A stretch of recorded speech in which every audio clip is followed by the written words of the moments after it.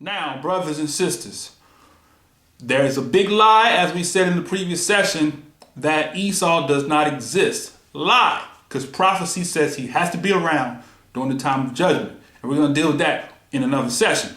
But for now, we went over the 25th chapter of Battlesheet Genesis, and we talked about how that the scripture said when Rebekah went to seek the Most High, that two nations was inside of her, and that the elder would serve the younger.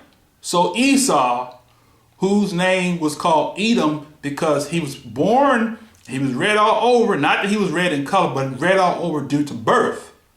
And secondly, that he took of the red pottage when he came back from the field and was faint and felt as if he was going to die.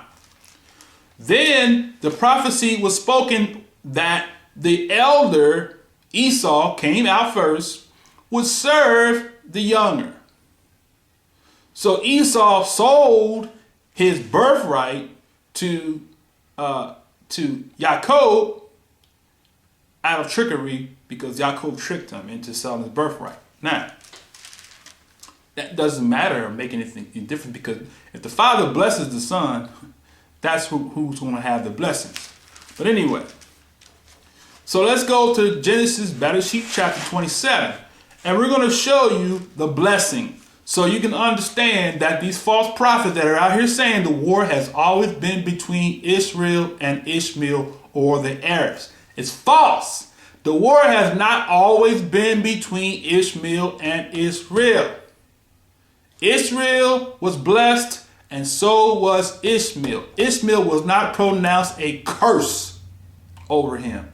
He's a blessed people. That's why he's going to be used in the end to defeat, to beat up on the heathen nations. That's why they want to wipe the Arabs off the face of the earth, because in the Arab nations you have Ishmaelites mixed with the Arabs, who is also a mixed people, okay, living in those lands. Now, so the Arabs are going to be used by the Most High to wipe off the face of the earth the Edomites and all of the heathens that are in cahoots or in conspiracy with them. Now, let's go to, I want to just kind of throw something right quick before we go to Genesis chapter 27. I kind of quoted something. Let's go to Psalms 86. Psalms, right quick. All right. And then we're going to come back to Bereshit, Genesis chapter 27. But Psalms 83 is where I want to be, 83. He says, keep not thy silence, O Yah. Hold not thy peace, and be not still, O Yah. For lo, thy enemies make tumult. They that hate thee have lifted up the head. They have taken crafty counsel against thy people. Now, who is the people? Israel, brothers and sisters, and have consulted against the hidden ones. Who are the hidden ones? Those people that have lost their identity, who you call by bywords and proverbs and astonishments. They have said, come, let us cut them off from being a nation, that the name of Israel may be no more in remembrance. Verse 5, they have consulted together with one consent. They are confederate against thee. Now they are confederate against the Most High Yah. Now watch what he says. The tabernacles of Edom and the Ishmaelites of Moab and the Hagarenes, Gebal, Ammon, Amalek, the Philistines, the inhabitants of Tyre. Asher is also joined with them, and they have helped the children of Lot, say Lot. Now, all of these nations are relatives of Israel. They got together, brothers and sisters, on one consent to remove the Israelites out of the land so that the fake imposters could inherit the blessings of Abraham. That's the real deal. That's what it really boils down to, brothers and sisters. Now, go back to Genesis chapter 27, and we're going to close it out here for this part of the session. So Esau sold his birthright, but now Rebekah got together with him, and she wanted to make sure that Isaac, or I should say Yaakov, got the blessing that was already promised to him through birth. The father didn't need her help. he was already going to bring it to pass because he spoke it. Now, verse 27, chapter 27, battle sheet, verse 1. It came to pass when Isaac was old, his eyes were dim, so he could not see. He called Esau, his eldest son, and said unto him, My son. He said unto him, Behold, here I am. Now we see again that Esau is the elder. He said, Behold, now I am old, I know not the day of my death. Now therefore take, I pray thee, thy weapons. See, he already had weapons. Thy quiver and thy bow, and go out to the field and make me some venison. Now, verse 4, he says, And make me savory meat such as I love, and bring it to me that I may eat, that my soul may bless thee before I die. And Rebekah heard when Isaac spake unto Esau his son. And Esau went to the field to hunt for venison, and to bring it.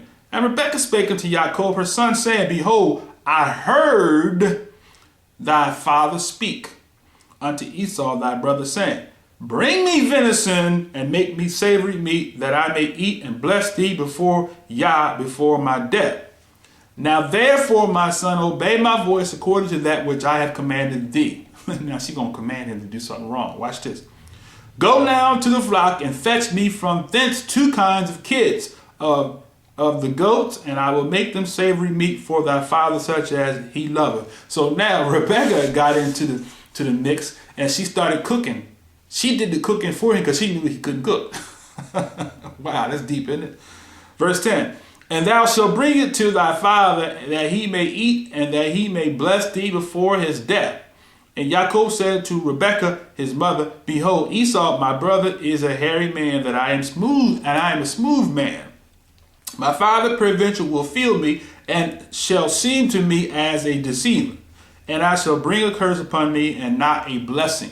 See, so it's all about the blessing, brothers and sisters.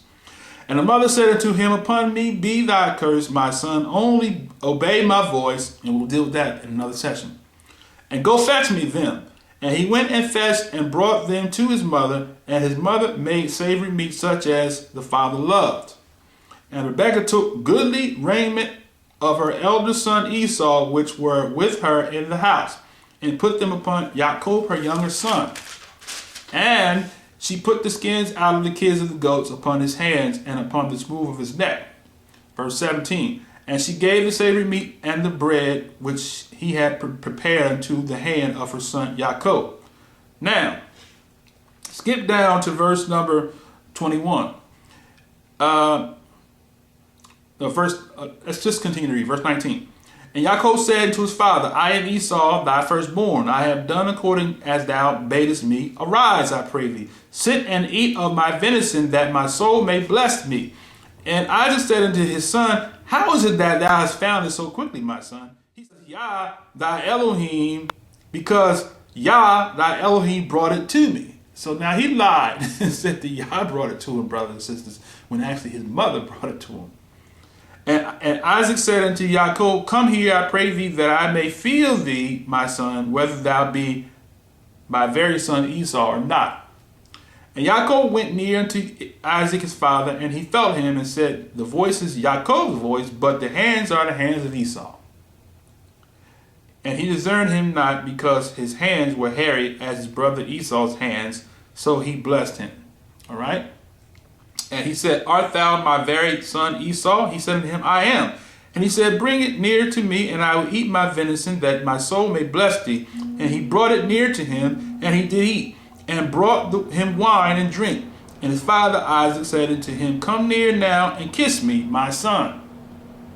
And he came near and kissed him, and smelled the smell of his raiment, and blessed him, and said, See, the smell of the son is as the smell of the field, which Yah hath blessed.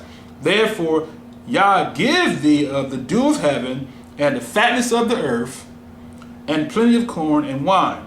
Let people serve thee, and nations bow down to thee. Be master over thy brethren, and let thy mother's sons bow down to thee. Cursed be everyone that curseth thee, and blessed be he that blesseth thee.